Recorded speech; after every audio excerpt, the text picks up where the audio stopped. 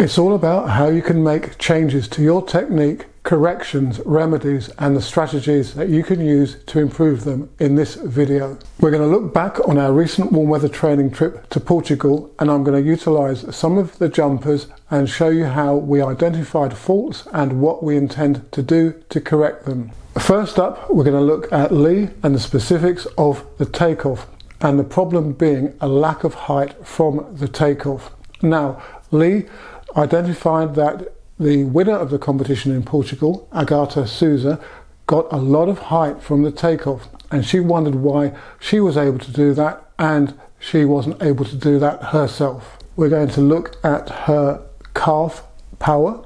She's very quad dominant, and therefore we need to get the movement, initiate the triple extension through the foot. So when we were out in Portugal, we worked on low level, low height drop jumps where the emphasis is on the ankle, and the ankle has to really flick, extend to create the lift. And once we can train that ability, then that is going to better fire the knee and the hip as well. And I'd envisage that she will also start to run taller, and that's going to help her takeoff setup as well. Another element was her lack of ability to hold her knee drive and the technical execution of her takeoff.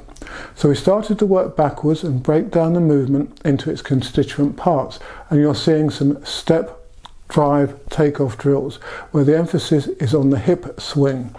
Now, you don't want to overly lower to power up into the takeoff. You're driving the movement through the hip. She's got to learn to move fluently with a high hip carriage and utilize the hip to gain the momentum. In terms of reactivity and elasticity, we employed some what I call running hops, which is basically single leg running. The objective is to rotate the heel from the back of the body to the front, passing over the mid shin level, and to get off the ground quickly in a popping type of movement. Now, of course, we worked specifically at the pit on takeoff setup, and if you're a regular viewer of the channel, you know that I will utilize mats in order to structure the correct takeoff rhythm. Now, Leigh doesn't actually like to use those mats as regularly as I would like. Very often athletes will shy away from the things that they need to focus on. Yes, it may create a step backwards initially, but you've got to persist, you've got to try it. I know that the mat drills work. In 99% of cases with all the jumpers I've trained over the years, they do improve the takeoff setup. Hopefully, this will also start to dovetail into improved jumping takeoff ability. Some changes will take a little bit longer as your physiology, for example, needs time to adapt. Don't get frustrated, because if you've analysed what you need to do and put into place the correct exercises and technical remedies, then the changes will happen. This part of the video is sponsored by Bob and Brad. Now, Bob and Brad are two American physical therapists, and they've got millions of followers on YouTube. And as well as a great presence there, they also manufacture percussive devices, massage guns, and we're going to put to test their Q2, which is an extremely portable device. In many ways, the Q2 Mini goes up against Theragun's Mini. The Q2, however, has a number of advantages over the Theragun Mini. Now, I've got both devices, so I'm able to actually have first-hand and long-term knowledge of how they both work. The Q2 has 5 speeds, which I'm putting on screen now, and this compares with the 3 of the Theragun Mini. The Q2 is also able to be charged from a USB-C device, whereas the Theragun Mini that I've got requires a power supply and needs to be plugged into the wall. The Q2 has a once charged battery life of 4.5 hours, and that's significantly greater than the Theragun Minis. Now, the Q2 comes with 5 attachments, and each attachment, each head that you can fit onto the device, has a specific use in terms of its application for treating various soft tissue issues and warm-up purposes. The Theragun Mini only comes with one. One of the strong selling points of the Q2 is its price, in that it can be up to £100 cheaper than the Theragun Mini. The Q2 also prides itself in its near silent operation. We put them to the test.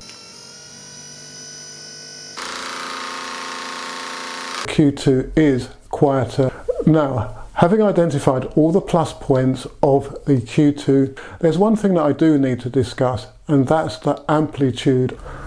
Amplitude refers to the depth over which the head of the device strikes the body. The Q2 has an amplitude of 8 millimeters, and that compares to the Theragun Mini's amplitude of 15 millimeters. The Q2 has two superior speeds, ppms, percussions per minute, in excess of the Theragun's top speed. So what about use for an athlete? Well, both devices are portable, but Bob & Brad's Q2 is slightly smaller and more conventional in its design as a massage gun. It's easy to put into your kit bag and can even fit into a tracksuit top pocket, making it extremely portable, whereas the Theragun Mini is slightly more bulky and less able to be carried on your person. I gave the Q2 to one of my athletes, Leigh, to test, and we took it with us warm weather training in Portugal, and her feedback from using the device was particularly positive.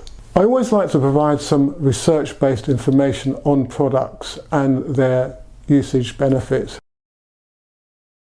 One of the key ones is the ability to loosen muscles and increase blood flow in a similar way to how a physical massage would work.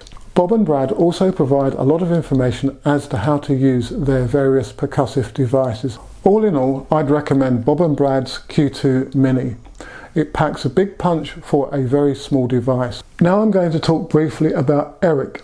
He's also a long jumper, and he did his first competition for many years out in Portugal, and unfortunately his technique let him down. His takeoff, his running, he's close to an 11-second dead 100-meter runner. However, when he was coming into land, his right arm was hooking across him, and that was causing him to tilt as he was coming to land, and as you can see, he was losing a lot of distance on the landing. So a simple fix here is to walk through the takeoff action and move the arms in the correct way as if you would when you're jumping, and to really think about that as you do it. And then we transfer that to the pit and we can break down the movement. So the first one will be the takeoff, just taking the left arm over and running through. Then it will be the takeoff, taking the left arm over, dropping the free leg, front leg down at the same time as you bring the other arm up and over. And again, after the competition, Eric began to pick up on that and land in a much straighter line, and he was adding about 50 centimeters to his jump. The other athlete I'm going to focus on is Kuria, our triple jumper from Japan, and she jumped 12.21 twice in the competition in Portugal.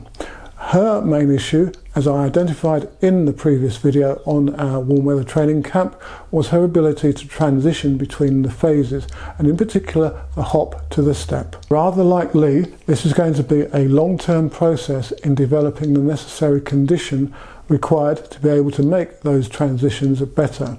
She needs better eccentric power, and she needs better base strength also.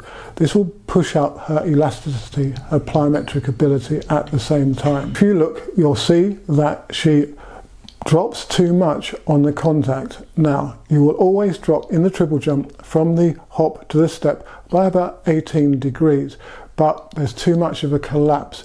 The great thing about Kuria, however, is that she's still able to take her speed through the phases. So once we're able to get a better block on that contact from the hop and an upward trajectory of this step, then we're going to add potentially another meter and take her beyond her previous PB of 13 meters 14. We also worked a lot on her running, as she tends to overly rotate her heels when she's sprinting. We need the heel to come more across the body in a diagonal movement. So we were working a lot on hip power and a lower, more controlled heel recovery, and that diagonal pull of the heel from the back of the body to the front. So again, as in the case of Leigh and Eric, you need to get very specific to see what you actually need to do to improve your technical performance. Well, I hope the information provided in this video will help you better understand how you can focus down on the technical and conditioning requirements of your event through the specific examples that I've given. If you have any specific questions on the subject matter of this particular video, or indeed any of my others, then do leave a comment in the section below or through my other social media. And thanks to Bob & Brad for sponsoring part of this video. Do check out their percussive devices and the Q2 Mini, and you can get a discount from Bob and Brad using the code that's on the screen now and also in the links to this video. Please do subscribe to the channel and turn on the bell notification icon so that you'll be made aware of new content when I upload it. And do give this video a thumbs up, a like, and do feel free to share the content with your fellow athletes and coaches, as it will all help the channel's growth. And finally, do help me help you become better athletes and coaches by considering becoming a channel supporter. For just $1.99 a month, dollar or pounds, you can help me provide that sort of content that is helping you. Go to the channel's homepage, click on the join button and see the membership offers.